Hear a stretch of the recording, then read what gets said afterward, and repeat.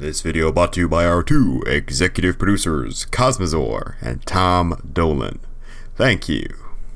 Hello, you're seeing this video for one of two reasons. One, you're a subscriber or potential subscriber to the channel, in which case, hi, you look great today. This video might be full of stuff you already know, so I don't mind if you click off, just leave a like, a comment, algorithm stuff. But the second and most important reason you're here is this video has been sent to you by a family member, friend, or loved one who has just come out to you as non-binary, and your reaction was something like, what does that even mean?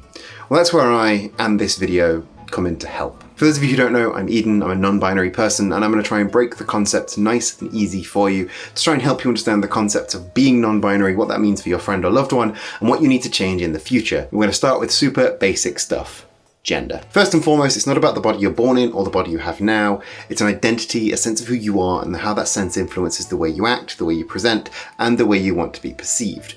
If, like the majority of the Western world, your gender is the same as the sex you were assigned at birth, you are cisgender, which is usually shortened to cis. Cis is not a slur, it is a scientific prefix. And if you're not cisgender, then you are transgender. Transgender is a big umbrella term that includes binary trans people, which is male to female or female to male, and non-binary people. Because another thing about gender is it's not just male or female. Think of those two as like two stars in space. When you zoom in, they may seem like the only options, a binary if you will. But the full picture is a vast, infinite sea of possibilities, with every star in the night sky being another non-binary identity. Anything that isn't 100% male or 100% female is non-binary.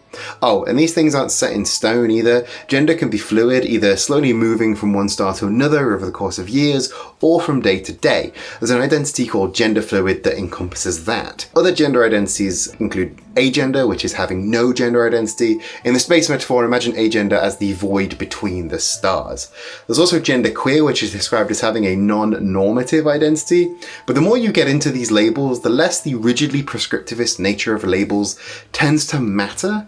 If somebody can't find a label that fits them and feels right, and they have to invent a new one to describe themselves, who better to invent that word than somebody who lives that life? And conversely, they could just choose to go in the other direction and label themselves as non-binary, the umbrella term, and that's fine too. Heck, that's what I do. There's also Two-Spirit, which is a gender identity linked to Native American folks. Now I, as a white English person, am in no fit state to describe that adequately, so I urge you to visit the nonbinary.wiki page, links on screen, and the New Underground now.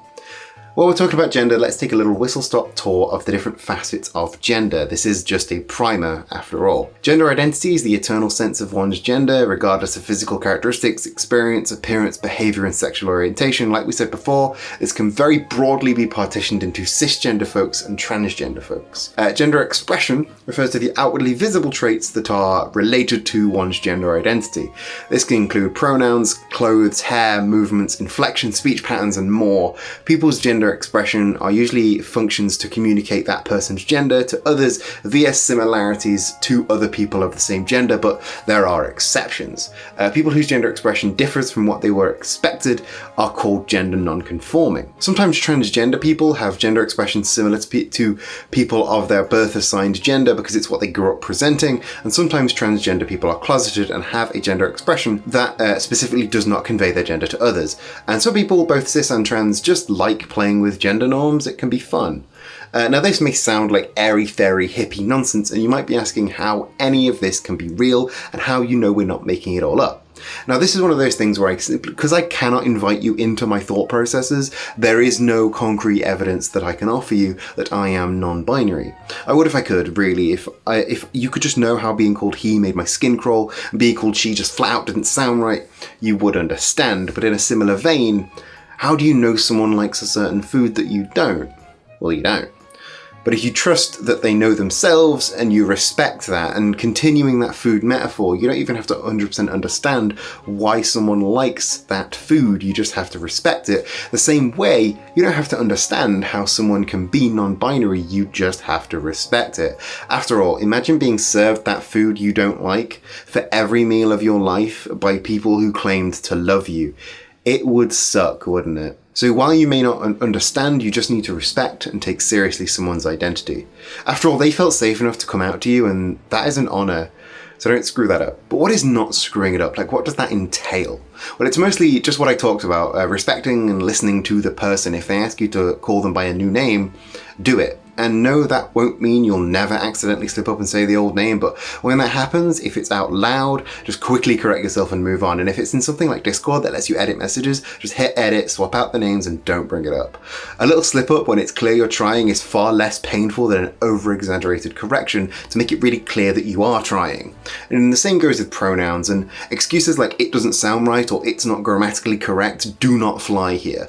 The Associated Press's grammar style guide, Mark Twain, and even Shakespeare can get behind singular they, so if they can, I'm pretty sure you can too. And if it's a different set of pronouns like any of these, just go with it. Of course it sounds odd to you, you've never said it before, but in time it'll become second nature as their old name and pronouns were. I know this because I've been on both sides, trust me. Other than that, unless otherwise specified by the person who sent you this video, you would do good to drop any and all gendered terms when referring to that person, yes, even when they're not around. This means things like boyfriend, girlfriend, son, daughter, brother, sister, aunt, uncle, and even things like dude and gal. As for replacements for this, well, since language is forever new and evolving, there are several replacement terms that are floating around and I can't give you the right answer for which one to use. Only the person that sent you this video can. But if you want to ask, be kind, come from a place of kindness, be respectful, and do not come from a place of irritation at being inconvenienced. Sometimes they might not even have all of the answers and might change their mind on what they want to be called, and that's fine. This is a process, not a done and dusted decision. Titles as well, things like Mr. or Ms. are obviously gendered. Now, if the person that sent you this video is a doctor, then fortunately you don't have to change anything. But if they're not, they might want to change to a title like MX, pronounced either like MX or like MX. But that's not the non-binary title. Some people simply use an M or IND as an individual. Sadly, a lot of forums and websites stick with the Mr. Ms. Mrs. Ms. format, which sucks. Hey, if you're in charge of that decision anywhere, by the way, and you can change that, just make it a write-in box. That would be great. On a couple of minor things you might not know are bad, but real quick, they aren't someone's preferred pronouns, they are just pronouns. Identities are not preferences, they are who we are, and in the same vein, the person that sent you this video doesn't identify as non-binary, they are non-binary. That extra inch of separation can be used to delegitimize people, and nobody wants that. Other than that, just to reiterate, listen, learn, and respect is all it takes really. But if you've watched this video this far through, you've already shown the basic want to learn, and that's cool. A lot of the information in this video, including specific wordings of delicate and complicated topics, came from nonbinary.wiki, which is an excellent resource if you want to do more research into non-binary genders. Huge love to the folks over there, and I've given links to them and how to support them in the description below. Huge shout out to everybody supporting me on Patreon. You make this and every video I make possible. And a huge special thank you goes to the fresh cheese bags of the month: What Would Jedi Do, Swishy Clang, NeuroticAnarchy, the Magpie Magus, Malloy, Logan Myers, Karl Raade, Ethan Safron, Alex Bryson, and our two executive producers, Kozmosaur and Tom Dolan. Thank you.